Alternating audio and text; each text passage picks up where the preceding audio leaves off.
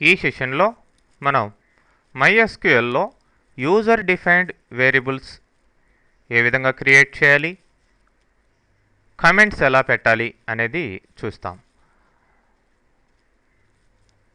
ఇక్కడ user defined వేరియబుల్స్ని మనం ఒక స్టేట్మెంట్లో క్రియేట్ చేసి వాటి యొక్క వాల్యూస్ని ఇంకొక స్టేట్మెంట్లో వాడుకునేదానికి అవకాశం ఉంది.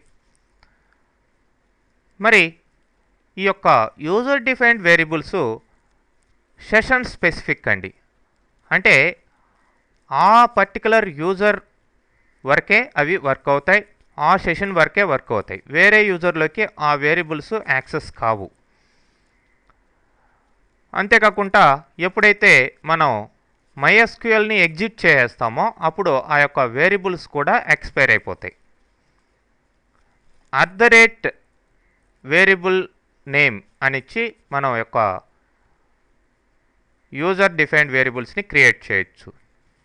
మరి ఈ యొక్క యూజర్ డిఫైన్డ్ వేరియబుల్స్ నేమ్స్, వాటి యొక్క నేమ్స్ ఆల్ఫా న్యూమరికల్ క్యారెక్టర్స్ని కలిగి ఉంటాయి. అంతేకాకుండా మనం ఆల్ఫా న్యూమరికల్ క్యారెక్టర్సే కాకుండా $_, వీటిని కూడా వాడచ్చు నేమ్ ఇచ్చేటప్పుడు అన్నమాట.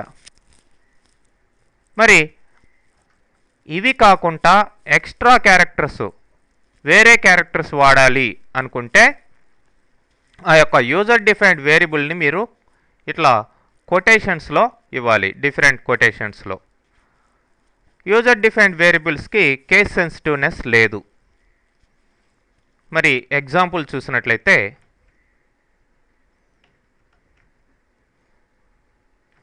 set @x = 10, y = 20, z = 30 ఇట్లా 3 వేరియబుల్స్ క్రియేట్ చేయడం జరిగింది. ఆఫ్ కోర్స్ ఇక్కడ మిస్ చేసాం.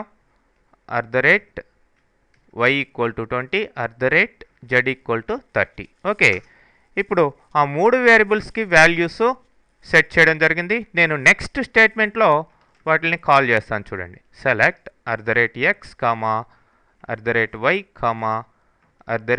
$z. అంటే జస్ట్ వాటి యొక్క వాల్యూస్ని షో చేస్తున్నాను. షో చేయడమే కాదు, ఆ వాల్యూస్ని వేరే వాటిల్లో, వేరే స్టేట్మెంట్స్లో ఇన్పుట్గా కూడా వాడచ్చు అనమాట. ఓకే, మరి కమెంట్స్ చూసినట్లయితే సింగిల్ లైన్ కమెంటేషన్ ఈ విధంగా యాష్ ద్వారా మనం ప్లేస్ చేయొచ్చు. ఫర్ ఎగ్జాంపుల్ షో డేటాబేసెస్ అన్నాం. మరి చివరన మనకి కమెంట్ కావాలనుకోండి, ఇప్పుడు యాష్ అని ఇచ్చి displays all the list of databases ఇట్లా కమెంట్ మనం రాసుకోవచ్చు. ఓకే, ఈ కమెంట్ ఎటువంటి ఎఫెక్టు ఈ యొక్క కమాండ్కి ఇవ్వదు. ఓకే, అలానే మల్టీలైన్ కమెంట్స్ కూడా పెట్టుకోవచ్చు. C++, జావాల్లో ఏ విధంగా అయితే మనం /* అని ఇచ్చి ఇట్లా // అని ఇస్తున్నాం, ఇదే టైప్ ఆఫ్ కమెంటేషన్ని ఇక్కడ కూడా ఇవ్వచ్చు. అంటే కమాండ్ మధ్యలో కూడా మీకు అవసరమైతే ఈ యొక్క